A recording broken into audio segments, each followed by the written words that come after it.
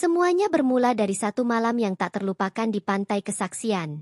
Langit yang gelap tiba-tiba disinari cahaya emas misterius, membuat ribuan orang terpaku dalam keheningan penuh takjub.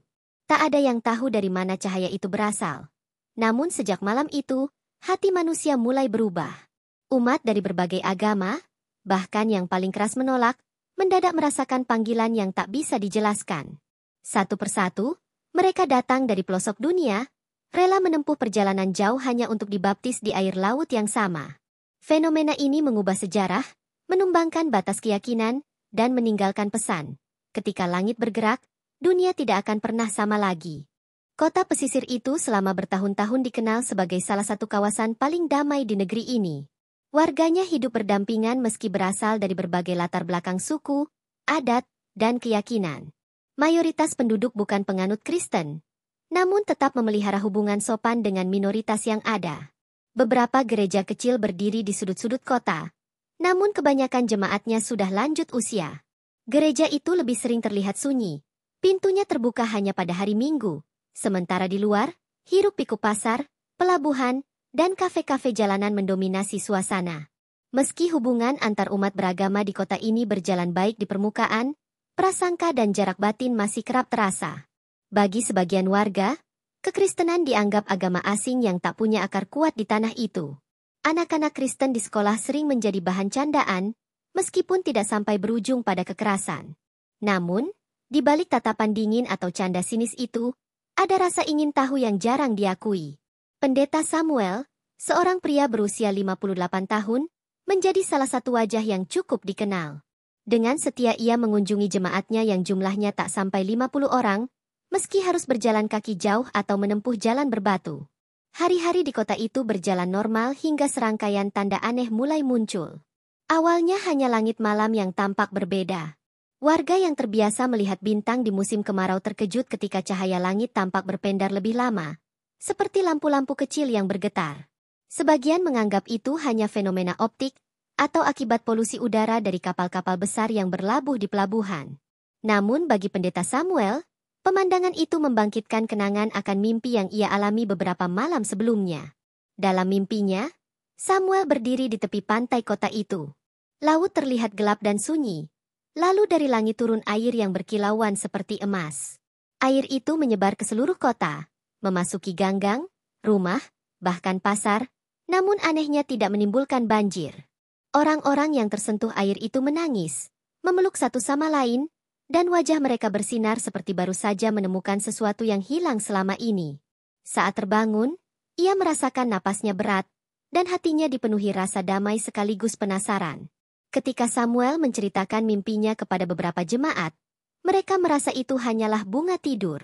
Berita tentang mimpi itu pelan-pelan menyebar keluar komunitas gereja, dan seperti biasa, sebagian warga menanggapinya dengan tawa sinis. Air emas di tengah musim kemarau? Mungkin habis minum kopi terlalu banyak, ujar seorang pedagang di pasar sambil tertawa. Namun, ada pula yang diam-diam menyimpan cerita itu di benak mereka, seolah merasa ada sesuatu yang sedang mendekat. Di tengah suasana yang relatif tenang itu, kehidupan kota mulai menunjukkan ketegangan kecil. Isu politik yang melibatkan tokoh nasional tertentu membuat sebagian warga menatap umat Kristen dengan curiga. Ada yang berbisik di warung kopi bahwa agama itu mulai menyusup, meskipun tidak ada bukti nyata. Samuel memilih untuk tetap diam, fokus pada pelayanannya, dan percaya bahwa Tuhan punya rencana di balik semua yang terjadi. Perubahan cuaca menjadi tanda berikutnya. Angin yang biasanya sejuk dari laut tiba-tiba membawa aroma garam yang sangat pekat, seperti hembusan dari tengah samudera. Beberapa nelayan yang baru pulang melaut mengatakan ombak malam itu terasa berbeda, lebih berat namun tidak berbahaya. Anak-anak yang bermain di tepi pantai merasakan pasir di kaki mereka lebih hangat dari biasanya, meski matahari baru saja terbenam. Di rumahnya yang sederhana, Samuel berlutut berdoa di ruang tamu. Ia tidak tahu apa yang akan terjadi, namun hatinya yakin bahwa mimpi itu adalah peringatan. Ia memohon kekuatan untuk menghadapi apapun yang akan datang. Di luar, angin mulai berdesir, menggoyangkan jendela dan membuat suara seperti bisikan lembut. Kucing-kucing liar yang biasanya ribut justru bersembunyi di bawah kendaraan, seolah merasakan sesuatu yang tidak terlihat oleh manusia.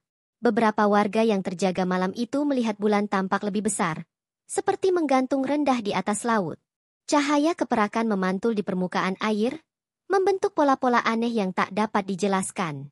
Ada yang bersumpah melihat bentuk salib samar di antara gelombang, namun mereka memilih diam karena takut ditertawakan.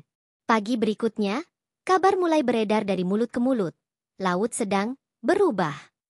Meski belum ada yang benar-benar mengerti maksudnya, semua orang merasakan hawa yang berbeda di udara. Dan di balik semua tanda-tanda itu, sebuah kejadian yang akan mengubah sejarah kota ini selamanya sedang bersiap untuk muncul, hanya menunggu saat yang tepat. Fajar menyelimuti kota dengan kabut tebal yang menutupi pandangan ke laut. Nelayan yang biasanya sudah riuh di pelabuhan justru tampak ragu untuk menurunkan jala. Air laut pagi itu terlampau tenang, tak ada gelombang kecil. Bahkan perahu yang bergoyang biasanya kini seolah terikat oleh kekuatan tak kasat mata. Beberapa burung camar beterbangan rendah, mengeluarkan suara melengking yang jarang terdengar. Suasana aneh ini membuat para nelayan saling berpandangan, mencoba mencari jawaban yang tak seorang pun punya. Seorang nelayan tua, Pak Ramli, yang sudah puluhan tahun melaut, mengaku belum pernah melihat air laut seperti itu. Ia bercerita bahwa saat jaringnya diturunkan, ratusan ikan meloncat bersamaan ke permukaan, bukan karena terkejut, tapi seperti sedang berlomba menunjukkan diri. Ikan-ikan itu memantulkan cahaya pagi yang redup, membuat permukaan laut berkilau layaknya cermin hidup. Para nelayan terpaku, tidak berani menyentuh jaringnya. Tiba-tiba, dari kejauhan, sebuah siluet raksasa muncul. Awalnya disangka kapal besar, namun ketika mendekat, semua orang tertegun. Seekor ikan raksasa dengan sisik berwarna perak kehijauan muncul perlahan. Panjangnya hampir setara dengan dua perahu nelayan yang disatukan. Hewan itu tidak menunjukkan tanda-tanda mengancam, hanya berenang melingkar di dekat pelabuhan, seolah menjaga sesuatu yang ada di bawahnya. Pemandangan ini membuat pelabuhan mendadak ramai. Warga berlarian keluar rumah untuk melihat langsung. Tak lama kemudian, sesuatu yang lebih aneh terjadi. Air laut mulai berubah warna menjadi keemasan, menyala seperti cairan logam yang memantulkan cahaya. Yang membuat heran, matahari belum sepenuhnya terbit. Namun permukaan laut terlihat seperti disinari dari dalam. Anak-anak kecil yang ikut melihat bersorak kagum, sementara orang dewasa saling berbisik dengan wajah tegang. Ini pertanda, gumam seorang ibu parubaya, meski tak jelas pertanda apa yang dimaksudnya. Di tengah kerumunan, seorang anak laki-laki berusia 9 tahun tiba-tiba berteriak sambil menunjuk ke tengah laut. "Lihat, ada cahaya berbentuk salib," teriaknya. Semua mata menoleh, dan benar saja, di antara pantulan keemasan itu, terlihat kilatan berbentuk salib besar yang perlahan-lahan bergerak mendekat ke arah pelabuhan. Sebagian warga mengucek mata, mengira itu ilusi optik, namun bentuknya terlalu jelas untuk diabaikan. Seorang nelayan muda, mungkin karena penasaran, menurunkan tangannya ke air. Begitu kulitnya menyentuh permukaan, ia terdiam, matanya membesar. Wajahnya tiba-tiba berubah, bibirnya bergetar, lalu tanpa diduga ia menangis. Bukan tangisan kesakitan, melainkan tangisan yang terdengar seperti pelepasan beban yang sangat berat. Tanpa berkata apapun, ia memeluk nelayan lain di sebelahnya. Orang-orang yang menyaksikan kejadian itu mulai merasa bulu kuduk mereka meremang. Berita tentang air emas itu langsung menyebar cepat. Warga dari ujung kota berlari ke pelabuhan, beberapa bahkan membawa ponsel untuk merekam. Media sosial dipenuhi video singkat tentang ikan raksasa, cahaya salib, dan air keemasan yang tak pernah dilihat sebelumnya. Stasiun radio lokal mengabarkan fenomena ini sebagai kejadian laut paling misterius dalam sejarah kota. Di tengah keramaian, para tokoh agama non-Kristen pun ikut datang, penasaran dengan apa yang sedang terjadi. Saat jumlah warga membludak di pelabuhan, suasana semakin hening. Entah bagaimana, semua orang merasakan ketenangan yang sulit dijelaskan. Beberapa saksi mengaku mendengar suara lembut di hati mereka, seperti bisikan yang mengatakan bahwa mereka tidak perlu takut. Seorang pedagang tua yang selama ini sering mencemooh gereja berdiri diam dengan air mata mengalir di pipinya. Tak seorang pun tahu apa yang mereka rasakan. Namun wajah-wajah itu tampak seperti baru saja menemukan sesuatu yang hilang. Fenomena ini semakin membingungkan ketika air keemasan mulai mengalir pelan menuju daratan. Bukannya merusak pelabuhan atau menyebabkan banjir, air itu bergerak seperti selimut lembut, merambat di antara kaki-kaki warga. Anehnya, tidak ada rasa basah. Sepatu, pakaian, bahkan tanah tetap kering. Seolah air itu hanya menyentuh bagian terdalam dari hati mereka. Tidak ada yang berani lari. Semua memilih diam, menunggu apa yang akan terjadi selanjutnya. Di ujung pelabuhan, Pendeta Samuel berdiri dengan wajah pucat. Matanya tak berkedip menatap air emas itu. Dalam hati, ia tahu bahwa apa yang ia lihat di mimpinya beberapa malam lalu kini sedang terjadi tepat di depan mata. Ia menarik napas panjang, dan meski suaranya hampir tak terdengar di tengah kerumunan, ia berbisik, "Tuhan, ini sudah dimulai." Suasana di pelabuhan berubah menjadi momen yang sulit dipercaya. Warga yang berdiri di pinggir dermaga menatap tak berkedip ketika air keemasan itu merambat semakin jauh ke dalam kota. Keanehan pertama langsung disadari. Meskipun air itu menyentuh kulit, pakaian, dan lantai kayu dermaga, tak ada satupun yang basah. Para saksi menggambarkan rasanya seperti disentuh kabut hangat yang membawa kedamaian luar biasa. "Seperti semua beban hidup saya diangkat," ujar seorang pedagang ikan sambil terisak. Fenomena ini membuat sebagian besar orang terdiam, seolah takut mengganggu sesuatu yang kudus. Beberapa warga mulai merasakan sensasi yang tak pernah mereka alami sebelumnya.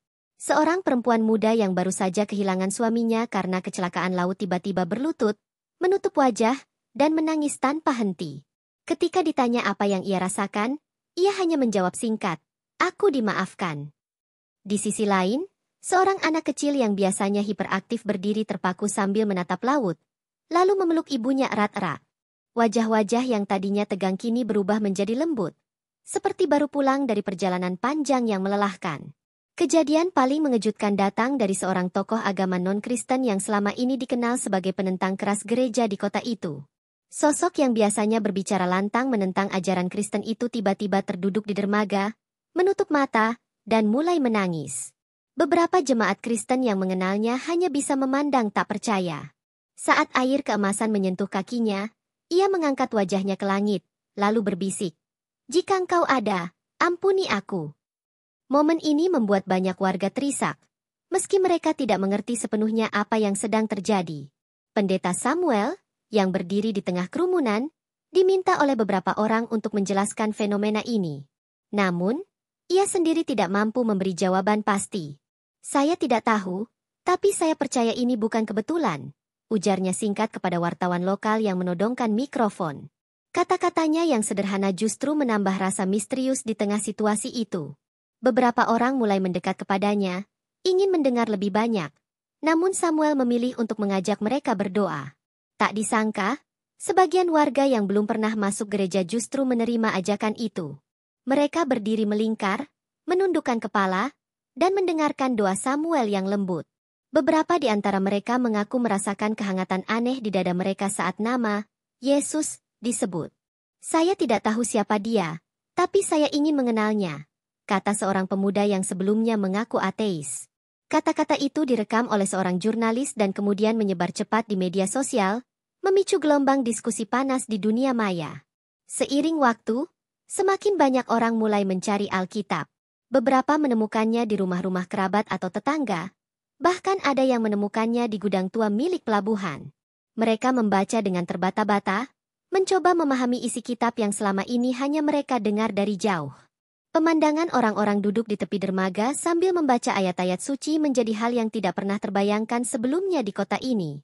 Sementara itu, seorang ibu yang selama ini dikenal membenci gereja mengalami sesuatu yang luar biasa.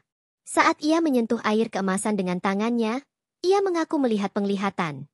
Seorang pria berpakaian putih, berdiri di tengah cahaya, mengulurkan tangan kepadanya.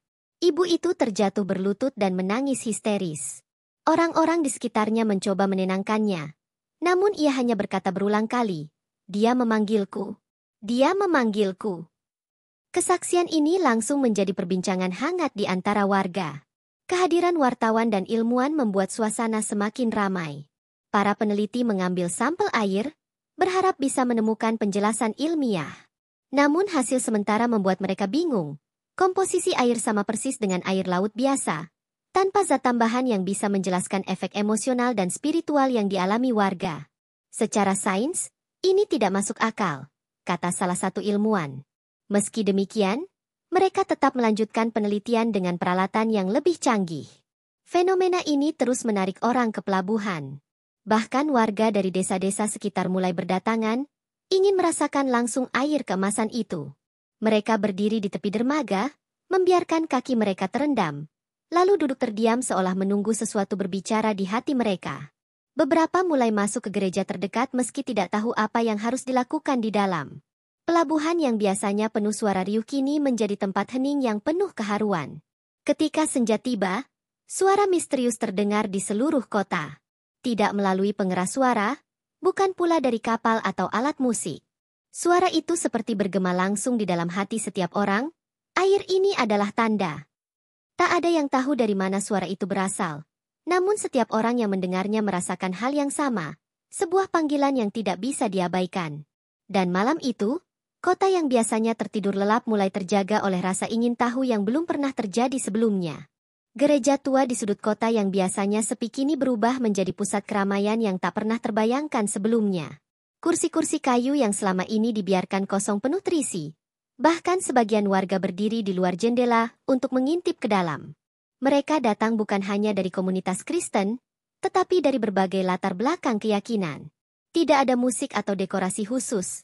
Hanya suasana hening penuh rasa ingin tahu. Mereka memandang Pendeta Samuel seperti seseorang yang memegang kunci jawaban dari misteri besar yang sedang melanda kota.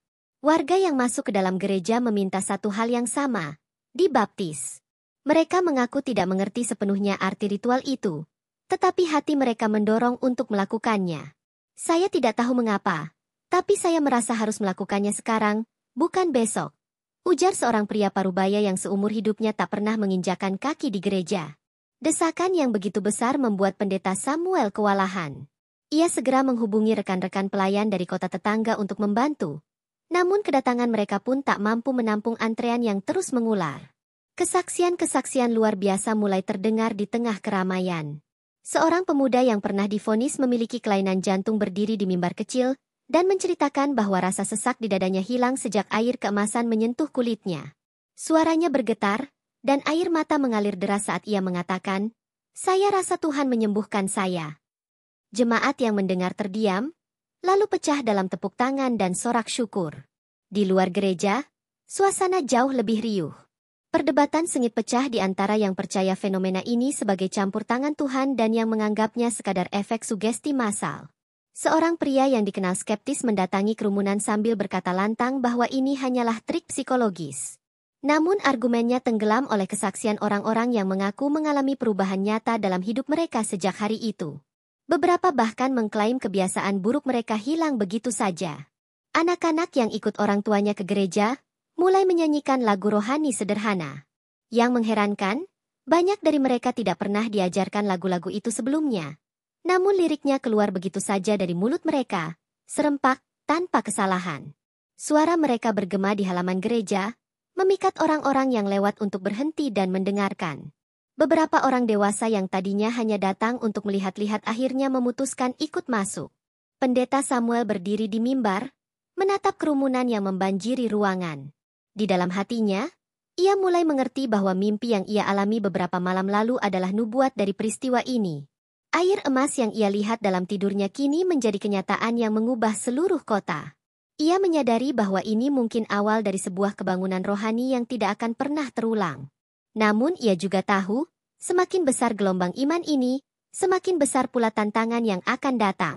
Sementara itu, air keemasan yang beberapa jam lalu memenuhi pelabuhan perlahan mulai memudar. Warna laut kembali normal. Namun ketenangan yang ditinggalkannya tetap melekat di hati banyak orang. Mereka yang sudah merasakan sentuhan air itu tidak bisa melupakannya. Dan sebagian besar memilih untuk segera dibaptis sebelum keajaiban ini benar-benar menghilang. Antrean di gereja pun tidak surut. Bahkan hingga malam tiba. Kabar tentang peristiwa ini menyebar keluar kota dengan kecepatan luar biasa. Media nasional mulai mengirim tim liputan khusus, dan video baptisan massal yang diunggah ke internet ditonton jutaan kali dalam hitungan jam. Tagar air emas dan kota laut menjadi trending di berbagai platform. Wartawan asing mulai berdatangan, menandai awal dari perhatian dunia terhadap kota kecil yang biasanya luput dari peta berita internasional. Pada malam ketiga sejak fenomena itu terjadi, ribuan orang berkumpul di tepi pantai. Lampu-lampu darurat dipasang untuk menerangi area baptisan. Di bawah sinar bulan, Orang-orang berbaris dengan wajah damai, menunggu giliran mereka. Ada yang berpegangan tangan dengan keluarga, ada pula yang datang sendiri, tanpa teman atau kerabat, hanya mengikuti dorongan hati yang kuat. Saat Pendeta Samuel memandang antrean panjang itu, ia tahu bahwa sejarah sedang ditulis di hadapannya. Ia tidak lagi memikirkan jumlah atau statistik, melainkan jiwa-jiwa yang sedang dibawa pulang kepada Tuhan. Air emas mungkin telah pergi, katanya pelan kepada seorang jurnalis, tetapi benih yang ditanamnya akan bertumbuh selamanya. Pantai kota itu yang biasanya hanya ramai saat festival tahunan kini berubah menjadi lautan manusia. Ribuan warga berbaris di tepi air, menunggu giliran untuk dibaptis. Di antara mereka terlihat wajah-wajah yang selama ini dikenal sebagai tokoh penting. Bahkan beberapa di antaranya pernah menjadi penentang keras ajaran Kristen. Tidak ada perbedaan usia, status sosial, atau latar belakang, semua berdiri di garis yang sama. Kaki mereka menyentuh pasir yang masih hangat dari sinar matahari sore. Pendeta Samuel memimpin jalannya baptisan dengan dibantu puluhan pendeta dan pelayan dari kota-kota tetangga. Proses ini berlangsung terus-menerus, bahkan ketika malam mulai turun. Suara ombak yang lembut menjadi latar bagi doa-doa yang dilantunkan di antara percikan air. Setiap orang yang selesai dibaptis keluar dari laut dengan wajah berseri-seri, beberapa menangis terisak, yang lain tersenyum lebar sambil memeluk orang di sebelahnya. Beberapa orang bersaksi mengalami hal luar biasa di dalam air. Seorang wanita tua yang sudah bertahun-tahun menderita radang sendi keluar dari baptisan dengan langkah ringan, berjalan tanpa tongkat yang selama ini menjadi penopangnya. Seorang pemuda yang selama ini bergumul dengan kecanduan mengaku merasakan sesuatu, seperti beban berat di pundaknya terlepas ketika. Kesaksian-kesaksian ini terdengar dari mulut ke mulut, menambah keyakinan bahwa peristiwa ini bukan sekadar ritual, tetapi momen ilahi yang mengubah hidup. Tak hanya warga biasa, seorang mantan kriminal yang terkenal di kota itu ikut dibaptis. Kehadirannya memicu keharuan luar biasa. Warga yang dulu takut atau membencinya kini memeluknya. Seolah semua masa lalunya sirna bersama air laut yang mengalir di tubuhnya. Aku bukan orang yang sama lagi, katanya singkat, dan ucapannya membuat banyak orang terdiam penuh hormat. Sementara itu, air laut yang sebelumnya kembali normal mulai menunjukkan kilau samar di bawah cahaya bulan. Beberapa orang mengaku mendengar suara nyanyian halus, seperti paduan suara malaikat, yang datang dari arah horizon. Suara itu tidak keras, namun cukup jelas untuk membuat bulu kuduk berdiri. Mereka yang mendengar memilih menutup mata, membiarkan melodi itu memenuhi hati mereka. Malam itu, pantai dipenuhi cahaya dari obor dan lampu darurat. Meski lelah, para pendeta tidak berhenti membaptis. Mereka bergantian, saling menguatkan, sambil tersenyum melihat antrean yang tak kunjung surut.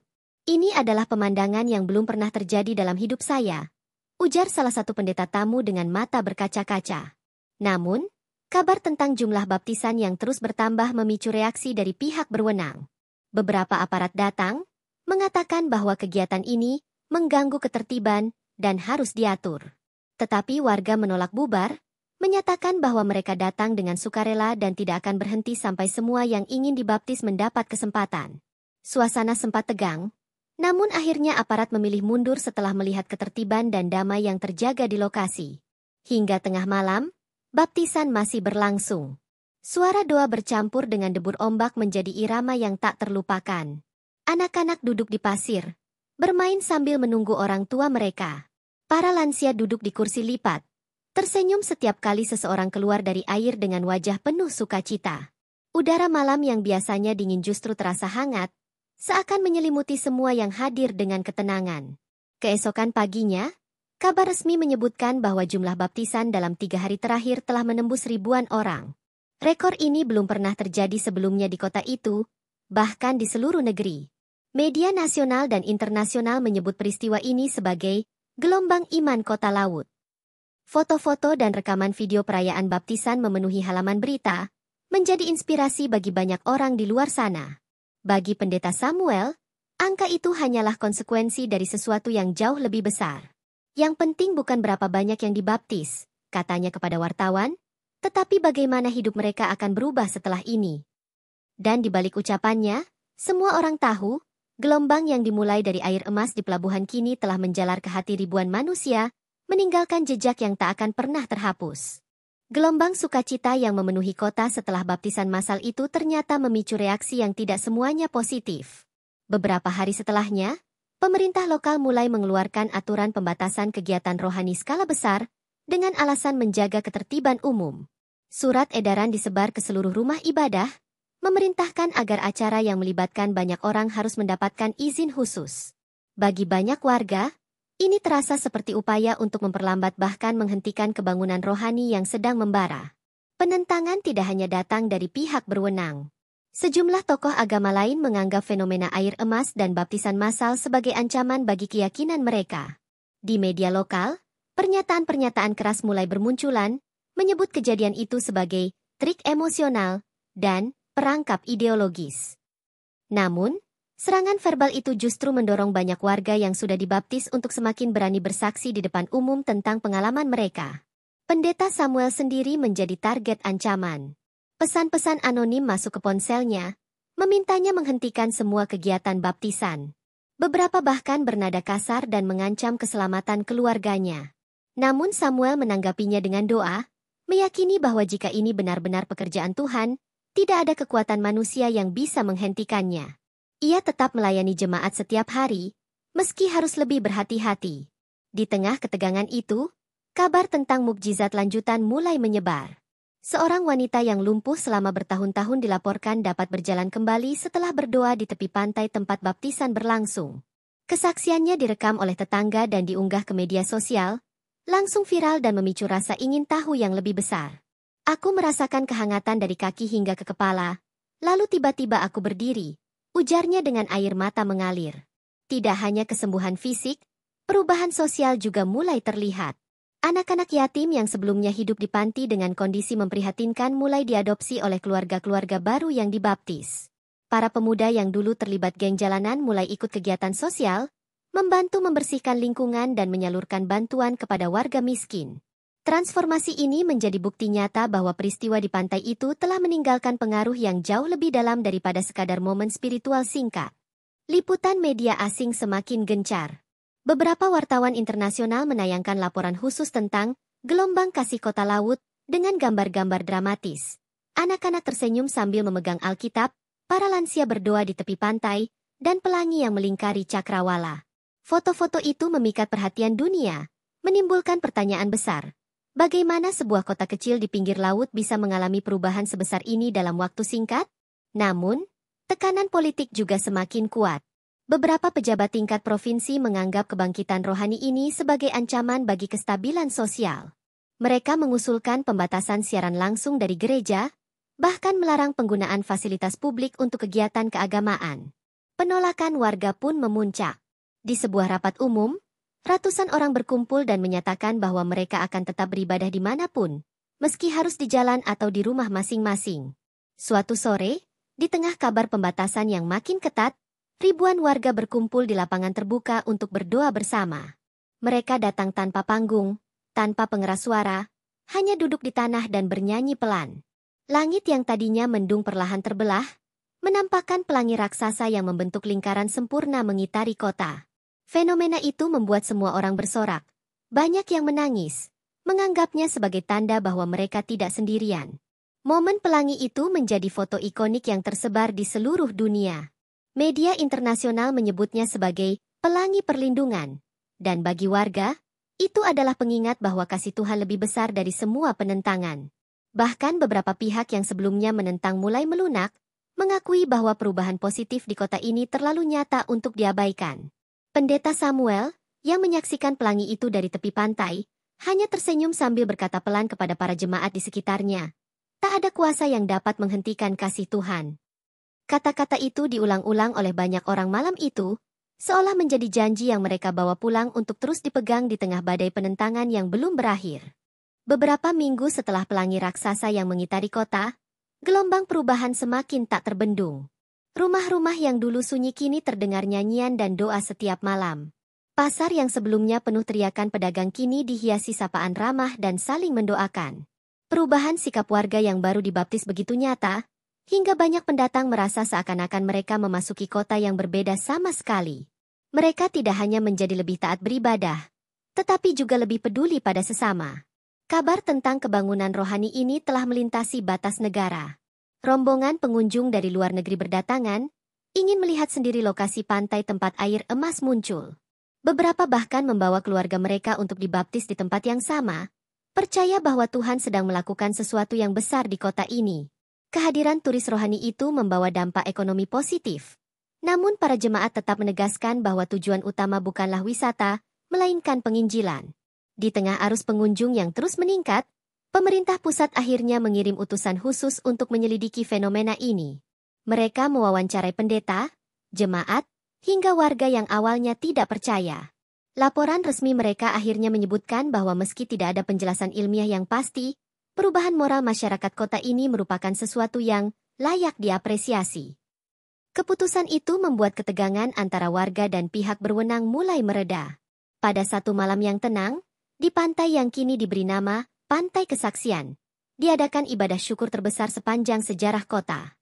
Ribuan orang berkumpul, membawa lilin, menyanyikan lagu pujian, dan saling berbagi kisah tentang bagaimana hidup mereka berubah. Suara ombak menjadi irama alami yang mengiringi doa, sementara langit dipenuhi bintang tanpa setitik awan pun. Seorang mantan pemimpin geng naik ke panggung sederhana dan bersaksi bagaimana ia dulu hidup dalam kebencian. Namun air emas itu menyentuh hatinya hingga ia menyerahkan hidup kepada Kristus. Kesaksiannya disambut tepuk tangan panjang dan pelukan hangat dari orang-orang yang dulu mungkin menjadi korbannya. Momen itu menjadi simbol bahwa kebangunan ini bukan sekadar fenomena ajaib, tetapi benar-benar membawa rekonsiliasi dan pengampunan di tengah masyarakat. Tak hanya orang dewasa, anak-anak pun mulai terlibat aktif dalam pelayanan. Mereka membentuk kelompok doa di sekolah, mengunjungi panti jompo, dan mengadakan penggalangan dana untuk membantu korban bencana di daerah lain. Semangat memberi itu menular, membuat kota kecil ini menjadi pusat gerakan kemanusiaan yang menginspirasi daerah-daerah lain di seluruh negeri. Media internasional menjuluki kota ini sebagai kota di bawah pelangi, mengambil inspirasi dari peristiwa fenomenal yang memicu semuanya. Dokumenter tentang kebangunan rohani di sini diputar di berbagai festival film rohani dan menginspirasi komunitas global. Banyak yang menyatakan bahwa kisah ini adalah bukti bahwa perubahan sosial dan spiritual bisa terjadi secara mendadak jika hati manusia disentuh oleh sesuatu yang ilahi. Pendeta Samuel, dalam khotbah penutup acara syukur, mengingatkan jemaat agar tidak berhenti pada euforia. Air emas itu hanya tanda, ujarnya. Yang penting adalah apa yang kita lakukan setelahnya. Apakah kita tetap hidup dalam kasih, kebenaran, dan pelayanan? Ucapannya disambut anggukan setuju dari ribuan orang yang hadir, menyadari bahwa perjalanan iman mereka baru saja dimulai. Malam itu ditutup dengan doa bersama yang menggetarkan hati. Suara ribuan orang yang bersatu dalam satu seruan memohon agar kasih Tuhan terus mengalir di kota mereka terdengar hingga jauh ke laut. Saksi mata mengatakan, angin malam yang sejuk tiba-tiba membawa aroma harum bunga yang tidak berasal dari daratan, seolah menjadi tanda persetujuan dari surga. Sejak malam itu, kebangunan rohani di kota ini menjadi cerita yang diceritakan dari generasi ke generasi. Tidak ada yang lupa bagaimana air emas mengubah segalanya, dari hati manusia hingga wajah seluruh kota. Dan setiap kali ombak memecah di pantai kesaksian, suara gemuruhnya seakan berbisik mengingatkan, kasih yang sejati tidak bisa dihentikan oleh waktu, jarak, atau kekuatan apapun di dunia ini. Beberapa bulan setelah gelombang besar pertobatan melanda, kota itu semakin dikenal sebagai pusat rohani yang menginspirasi. Ribuan orang yang pernah dibaptis kini terlibat dalam pelayanan, mulai dari membantu anak yatim hingga mengajar Alkitab di desa-desa terpencil. Gerakan itu berkembang begitu cepat sehingga berbagai gereja dari denominasi berbeda mulai bekerja sama, sesuatu yang sebelumnya hampir mustahil terjadi. Kesatuan iman yang tercipta menjadi buah yang paling berharga dari fenomena air emas di Pantai Kesaksian. Pemerintah daerah pun akhirnya mengakui bahwa kebangunan rohani ini membawa dampak sosial yang sangat positif. Angka kriminalitas turun drastis, kasus narkoba hampir lenyap, dan konflik antar warga berkurang hingga nyaris tak terdengar. Wali kota bahkan menyatakan bahwa kebangunan ini tidak hanya menyentuh hati, tetapi juga menyelamatkan masa depan generasi mendatang. Pernyataan itu membuat hubungan antara jemaat dan pihak berwenang semakin erat, membuka jalan bagi berbagai program sosial yang didukung pemerintah. Di tengah perubahan itu, muncul kelompok misionaris lokal yang menamai diri mereka Pembawa Terang. Mereka terdiri dari mantan preman, mantan narapidana, dan orang-orang yang dulu dianggap tak layak menjadi pelayan. Kini, mereka berkeliling dari kampung ke kampung, menceritakan bagaimana Tuhan mengubah hidup mereka. Kesaksian-kesaksian itu begitu menyentuh hati, sehingga banyak orang yang awalnya hanya ingin mendengar cerita akhirnya ikut dibaptis di sungai, sumur, bahkan bak mandi rumah mereka sendiri. Namun kebangunan ini juga menarik perhatian pihak-pihak yang skeptis. Sejumlah akademisi dan peneliti mencoba mencari penjelasan ilmiah tentang air emas yang memicu semuanya. Ada yang menyebutnya fenomena alam langka, ada pula yang menduga unsur mineral tertentu memantulkan cahaya. Meski demikian, warga yang mengalami perubahan hidup tetap berpendapat bahwa apapun penjelasan ilmiahnya, kuasa Tuhanlah yang membuat hati mereka berbalik.